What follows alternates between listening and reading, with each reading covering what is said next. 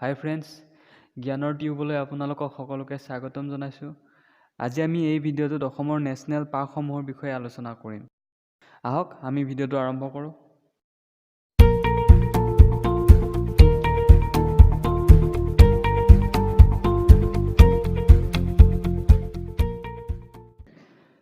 National পাৰ্কসমূহৰ বিষয়ে কোৱাৰ আগতে আপোনালোকক অসমৰ বনাঞ্চলৰ বিষয়ে কিছু আভাস দিব বিচাৰিছোঁ। অসমৰ কিমান শতাংশ অঞ্চলনো বনাঞ্চলে আগুৰি আছে সেই বিষয়ে কিছু কথা জানি লওঁ আহক।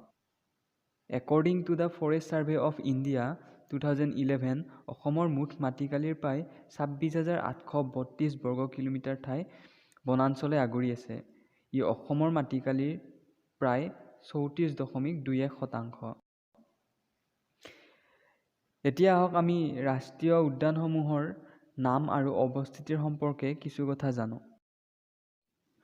অসমত মুঠ 5খন ৰাষ্ট্ৰীয় উদ্যান আছে আৰু এইকেইখন হ'ল ডিব্ৰু-চৈখোৱা ৰাষ্ট্ৰীয় উদ্যান, কাজিৰঙা ৰাষ্ট্ৰীয় উদ্যান, মানাহ ৰাষ্ট্ৰীয় উদ্যান, নামেৰী ৰাষ্ট্ৰীয় উদ্যান আৰু ওৰাং ৰাষ্ট্ৰীয় উদ্যান।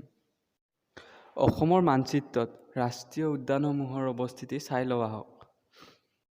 Dibru-Saikhowa national park, Kaziranga national park, Manas national park, Orang national park আৰু Nameri national park. Dibru-Saikhowa national park. Dibru-Saikhowa national park Dibrugarh জিলা আৰু তিনিচুকীয়া জিলাত অৱস্থিত। ইয়াৰ মাটিকালি প্ৰায় 340 বৰ্গ কিলোমিটাৰ।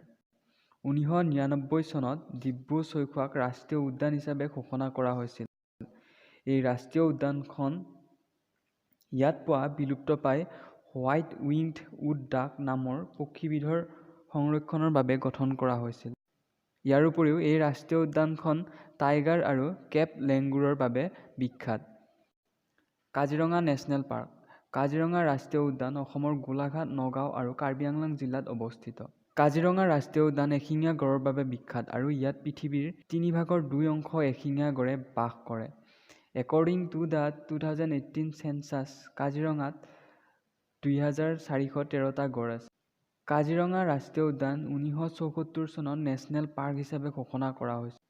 1885 চনত কাজিৰঙা ৰাষ্ট্ৰীয় উদ্যানে ইউনেস্কো ৱৰ্ল্ড হেৰিটেজ চাইটৰ মৰ্যাদা পাইছিল।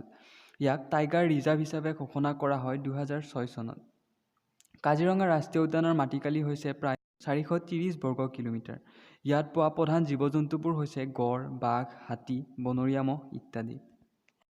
মানাহ ৰাষ্ট্ৰীয় উদ্যান। মানাহ ৰাষ্ট্ৰীয় উদ্যান অসমৰ বাক্সা ডিষ্ট্ৰিক্টত অৱস্থিত। কাজিৰঙা ৰাষ্ট্ৰীয় উদ্যানৰ দৰে মানাহ ৰাষ্ট্ৰীয় উদ্যানো ৱৰ্ল্ড হেৰিটেজ চাইটৰ অন্তৰ্ভুক্ত। ইয়াক 1992 চনত ইউনেস্কোৰ দ্বাৰা ৱৰ্ল্ড হেৰিটেজ চাইট হিচাপে ঘোষণা কৰা হৈছিল। বৰ্তমান মানাহ ৰাষ্ট্ৰীয় উদ্যানৰ মাটিকালি প্ৰায় 950 বৰ্গ কিলোমিটাৰ। মানাহ ৰাষ্ট্ৰীয় উদ্যানত পোৱা প্ৰধান জীৱ-জন্তুবোৰ হ'ল Assam roof turtle, golden langur and pygmy hog. Manas ৰাষ্ট্ৰীয় উদ্যান ইয়াত পোৱা ৱাইল্ড ৱাটাৰ বাফেলোৰ বৃহৎ সংখ্যাৰ বাবে জনা যায়। ওৰাং ৰাষ্ট্ৰীয় উদ্যান। ওৰাং ৰাষ্ট্ৰীয় উদ্যানক ৰাজীৱ গান্ধী ওৰাং ৰাষ্ট্ৰীয় উদ্যান বুলিও জনা যায়। ই দৰং আৰু শোণিতপুৰ জিলাত অৱস্থিত। ইয়াৰ মাটিকালি হৈছে প্ৰায় 79 বৰ্গ কিলোমিটাৰ। ওৰাং ৰাষ্ট্ৰীয় উদ্যানক 1999 চনত ৰাষ্ট্ৰীয় উদ্যান হিচাপে ঘোষণা কৰা হৈছিল। কাজিৰঙাৰ পিছত ওৰাঙতেই এক বৃহৎ সংখ্যাত এশিঙীয়া গড় পোৱা যায়। বৰ্তমান সময়ত ওৰাঙতেই পৃথিৱীৰ ভিতৰত বাঘৰ ঘনত্ব আটাইতকৈ বেছি। Nameri national park. নামেৰী ৰাষ্ট্ৰীয় উদ্যান শোণিতপুৰ জিলাত অৱস্থিত।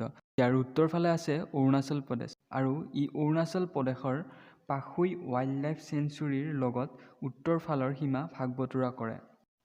পাখুই ৱাইল্ডলাইফ চেঞ্চুৰীৰ লগত লগ লাগি ইয়াৰ মাটিকালি প্ৰায় 1000 বৰ্গ কিলোমিটাৰ। কিন্তু নামেৰী নেশ্যনেল পাৰ্ক হিচাপে ইয়াৰ মাটিকালি হৈছে 200 বৰ্গ কিলোমিটাৰ। মানাহৰ পিছত নামেৰীয়ে হৈছে অসমৰ দ্বিতীয় টাইগাৰ ৰিজাৰ্ভ।